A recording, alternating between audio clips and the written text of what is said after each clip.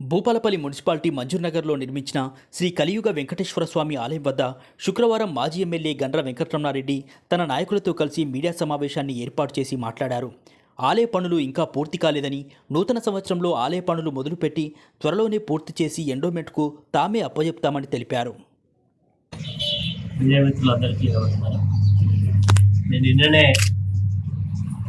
ఇదే ఆలయ ప్రాంగణంలో ఆలయానికి సంబంధించి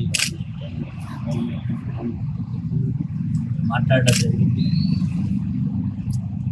దీన్ని ఎండోమెంట్ వాళ్ళు తీసుకోవడానికి ఒత్తిడి చేస్తున్నట్టుగా ఎండోమెంట్ వాళ్ళు తీసుకోవడానికి ప్రయత్నం చేస్తున్నట్టు తెలిసిన విషయాన్ని ఈరోజు కూడా మళ్ళీ ఒకసారి చెప్తాం.